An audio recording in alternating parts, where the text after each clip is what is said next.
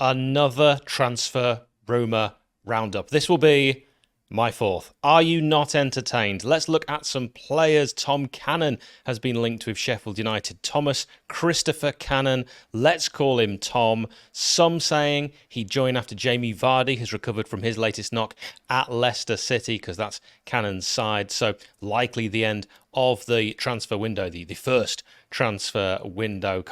Loan deal is what's been speculated. Who knows which side he'll choose? He's got apparently a few clubs that he could pick, but some linking him with Sheffield United, and a striker always useful with our fairly thin squad. Tom is 21. He'll be 22 in December, if he's not careful. Born in Aintree, but is he at the races? That is what we will look at now. And one thing I can say is to do with racing, he's quite fast. So in some senses, yes. He's also a good dribbler, and he's a composed finisher with a decent jumping reach, despite being only 5'11". Now also, despite being born in Aintree, which I've double-checked is in England, he represents the Republic of Ireland. He has one full cap. I am sure many more to follow also represented them at youth level. And speaking of youth level, Cannon is a youth product of Everton, the right footer, having signed with the club at the age of just 10 years old. He signed his first professional contract in 2021. That was a 2-year deal, but then he left the Toffees.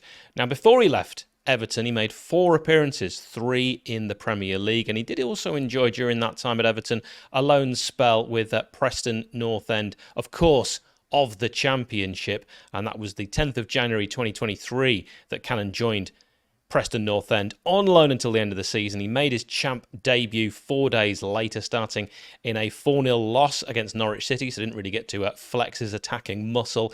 On the 25th of February, though, he did. He scored his first goal for the club in a 2-1 win against Wigan Athletic. In total, for Preston, he's played 21 times and scored 8 goals.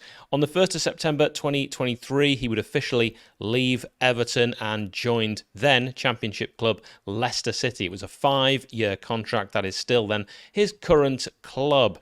And actually, it was the 1st of January 2024 that he would score his first, and then again, in quick succession, his second goal for the club. He netted twice in a 4-1 home win over Huddersfield Town. For the Foxes, so far, it's been just 16 appearances and 3 goals. He needs meaningful minutes, as you can tell. Whilst at Leicester, he did miss a fair few games. He had a back injury in the 23-24 season, which saw him out for 48 days. Now, he can play on the wing, which could be quite useful, as well as up front. Let's look at his entire career, including youth football, which was very encouraging. There is a goal scorer in this lad, because when he played for Everton under-18s, he played 42 times. He scored 29 goals. He got 9 assists. For Everton under-21s, it was 55 appearances, 22 goals, 5 assists. Then we get to senior football. Preston North End, as I've already mentioned, 21, 8 goals, 1 assist in those 21 games. 16 appearances for Leicester, just the 3 goals, 2 assists, and he never bagged for Everton. But the positions he's played, well, he's played as a second striker. He's played as a left winger. In fact, when he played as a left winger, it was only 4 times in his career, but he actually scored twice from that position. Could be quite useful, cutting in on that right foot, but he is a centre forward. 92 appearances at centre forward, 54 goals, 15 assists. Remember, that is including youth football. Don't get too excited. Those kind of numbers, you ain't going on loan to Sheffield United. What about Bobby Clark? Another player the Blades have been linked with. Young Bobby Clark, just at 19, his 20th birthday, not until the 7th of February. Clark trained with the academy at Birmingham City when his father, yes, that one, Lee Clark, was Birmingham City's manager. The family moved back to the northeast, Newcastle, in 2014, and he did actually visit all the clubs in the area. He didn't just straight away go to Newcastle. Clark chose to join the academy, though, of Newcastle after speaking with the others. He then moved to the Liverpool academy from Newcastle United. That was in 2021. The fee, £1.5 million for basically a teenager, and quite a lot of money. And that was also a fee that included add-ons. So big fee, and that's a fee that also, when you look it up, varies on different websites. So I've actually gone with the lowest suggested. Now, he agreed a professional contract with the club shortly after his 17th birthday in 2022. The contract was for 5 years, and the reason apparently he chose Liverpool was he got a personal guarantee from Liverpool's then first-team manager, Jurgen Klopp, that there would be a pathway to the first team for Clark available to him.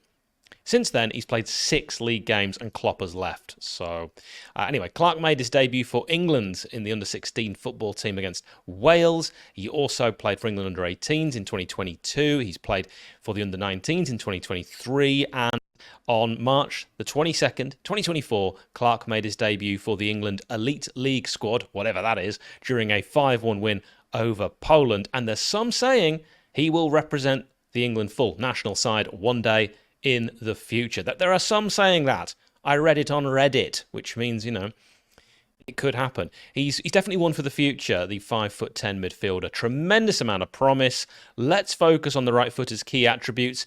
He's a flair player. I've been told he usually makes good decisions with the ball, but he's also busy off the ball, does not go hiding, just like his dad never did. When the tough get going, he gets going. He is tough, but probably needs a loan to toughen him up in the men's game. A championship move could be just what he needs. He's got good vision, technically sound. He's quite agile. From all the clips I watched, the one thing I really took away was very determined. If there's a ball there he wants to win, he will certainly try and win it. Doesn't win it all the time. Who does? One Reds fan told me his tackling does need some work. He is a team player and he has the potential to be a future captain in the men's game. He's played in a few positions, mostly in youth football, with only 14 senior appearances to his name for Liverpool. It is quite hard for me to work out a lot about the guy and exactly where he will play going forward. But, he's a central midfielder, essentially. He did get 1 goal and 2 assists in those 14 senior games for Liverpool. If we include them, but add in his numerous youth matches, we can see he's played in a fair few positions. So options abound for Clark. He's played as a central midfielder 52 times. He's played as a left midfielder 18 times. He's also played off the left wing 3 times and scored 3 times when playing there. He's played as an attacking midfielder. He's played as a defensive midfielder. He did actually very well when in defensive mid. And he's played as a right winger twice, getting 1 assist in just 2 appearances there. Next player to look at, Stuart Armstrong. Yeah, let's now talk about midfielder Stuart Armstrong. Do the Blades need a Stuart Armstrong? Well, after 𝗍𝗏 wasn't offered a contract, the trialist, you could say we're in need of bodies, we're in need of numbers perhaps in midfield, which is arguably Sheffield United's strongest area. Or you could say blood the promising youth, as signings like this would just hold them back. Or you could say sign Stuart Armstrong and loan out our prospects to League One for much needed match experience in division. To all of those suggestions, I would, as is my way, not give my opinion, because if you don't give your opinion, you can't be wrong. I just relay facts and ask the questions in these videos, but you've probably realised that by now. So who is Stuart Armstrong? With a name like that, you'd imagine he'd be Scottish, and you'd be right. Born in Inverness in the beautiful Scottish Highlands. I was born in Scotland too, and lived in the Highlands for many years. That's unrelated to this, but I wanted to say it anyway, so I did. It's useless trivia, a bit like this sentence that I read about Stuart from his Wikipedia. Armstrong grew up idolising Gianfranco Zola. Well, I would ask these questions. Why aren't you shorter? Why aren't you a striker? And why aren't you Italian? You've failed, Stuart. You've let everybody down. Here's another useless fact. In 2014, Armstrong was studying a law degree through the Open University in his spare time. And footballers have a lot of spare time. If I'd been a footballer, I'd also have studied something on the side. I've thought about this quite a lot. Probably tree shaping. It's actually a very interesting hobby. You can trim, cut and train living trees and other woodland plants into artistic shapes and also make them into quite useful structures. Now, he has 51 caps for Scotland with 5 goals. Armstrong previously represented Scotland at under-19 and under-21 levels as well. He is 6 foot. He's right-footed. He's 32 years of age. He won't be 33 until the 30th of March. He's primarily a midfielder, as I mentioned before, but like many professional footballers, he has played in a variety of positions, and I shall now read those positions out with my mouth. He's played 132 times as a central midfielder, getting 20 goals and 18 assists. Decent numbers. From the left, he's played 103 times, 14 goals, 20 assists. Good. From the right, 82 times he started there, 14 goals, same as from the left, but only 11 assists. Attacking midfield, he's played 62 times, got 18 goals with 16 assists. He's even played defensive midfield 11 times where he got 3 goals and 3 assists. He's even played right wing 3 times, 1 goal, and he was a makeshift centre forward a couple of times. So he's played for Dundee United, he's played for Celtic, and most recently Southampton before being released. A career breakdown looks like this. He's played 214 times for Southampton, 25 goals, 19 assists. For Dundee United, 150 appearances, 21 goals, 31 assists. Pow. And for Celtic, 144 appearances, 28 goals, 25 assists. He's got good numbers. He's had a few injuries in his career, but apart from most recently a hamstring injury, nothing major or that concerning. He had a hamstring injury that kept him out for 54 days in the 23-24 season. Prior to that, he had a groin problem for a month. He had a calf injury that kept him out for a month. Just the other stuff is the sort of stuff you'd expect. He took a knock in a training session in 2021, which kept him out for a couple of weeks. Had a bad hand injury in the Christmas of 2020. He's had the odd hamstring strain that lasted just a few days prior. A bit of concussion seen in missed games, as well as just a few standard calf strains and calf knocks. Now, his main qualities are his concentration levels, his long-range shooting. He's not a bad finisher, as you've seen from those stats. Good movement off the ball, technically quite decent. Good vision passing, a nice first touch, good dribbler. Does take a set piece, could be useful. But his real strengths, from everything I've seen and from everyone I've spoken to, I would highlight are his work rate. He's a team player, he's determined, he's brave, and he is a leader. What do you think about him? Chris Mepham, let's go to him next. A QPR fan, a defender, formerly of Brentford, now at Bournemouth, a Wales full international with 46 caps. I've already given you the rundown on Joe Worrall on a previous transfer rumour roundup. Check that out if you're more Worrall than Mepham of those two, because if one of our main centre-backs leaves, such as 𝗜ʰ𝗱𝗶𝗲-𝗏𝗂𝐿, I believe United will go for either Joe Worrall or Chris Mepham. I think a lot of other people believe that as well. The question is, which would be a better choice? Let me know who you'd prefer, if they ever happen. Worrall is older by 1 year, and Mepham is 26. He'll be 27 in November. Mepham is right-footed and 6'4". Last season in the Premier League, he only played 10 games, 13 in all competitions. To get a better insight into what he offers, I decided to look at the 2022-23 season where he played 26, starting 24. But it's interesting to see that at Bournemouth, he's never had like a 38-game run or a 46-game season in the Championship, largely due to injuries, which we'll cover in more detail soon. The numbers look like this: 13 matches. These are all league appearances in the Premier League 2018-19. The following season, 12, 2021-24 appearances, 21-22, 22 appearances in that's in Championship, those two as well. In the Premier League 22-23 season, 26 appearances, and last season, as I mentioned, just 10 in the league. So let's go to the 22-23 Premier League season. He was involved in 5 clean sheets. He had 1.2 interceptions per game, tackles per game 1.7, dribbled pass per game just 0.4 times, clearances per game 5.6, which is pretty good.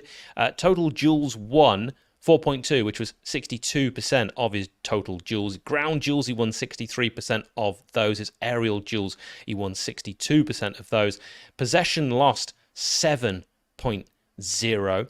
He picked up 7 yellows. Let's compare that to 𝗂𝗏 last season in the top flight as he started 29 games, so fairly similar. Clean sheets, 1 when 𝗂𝗏 was playing in those games. That says much more about the team as a whole, so we're not going to read anything into that. But let's start with the other stats. Interceptions per game, 1.1 for 𝗂𝗏. Mepham was 1.2, so basically the same. Tackles per game, 2.1 for 𝗂𝗏. Mepham worse there with just 1.7. Dribbled pass per game, 0.6. Clearances per game, 4.3. Mepham had more at 5.6. Total duels won for 𝗂𝗏 he won 56% of his duels. Mepham won 62. Ground duels, 𝗂𝗏 won 55%. Mepham won 63. Aerial duels won 59% for 𝗂𝗏, 62 for Mepham. So really similar numbers. Possession lost 9, which is slightly more for 𝗂𝗏, and also picked up 9 yellows. But again, he played slightly more games. So similar stats for both in the top flight. More details on Mepham. He's played mostly as a centre-back. So if we do in the season revert to 3 at the back, he could be the man in the middle. Played 148 times at centre-back, getting 3 goals, 4 assists. Only played right-back 4 times, left-back once. He's had a few injuries, as I touched on earlier, and he's had more injuries than Joe Worrell, who is also 6'4", and he'll be 28 in January, if you're wondering and wanting to compare the two.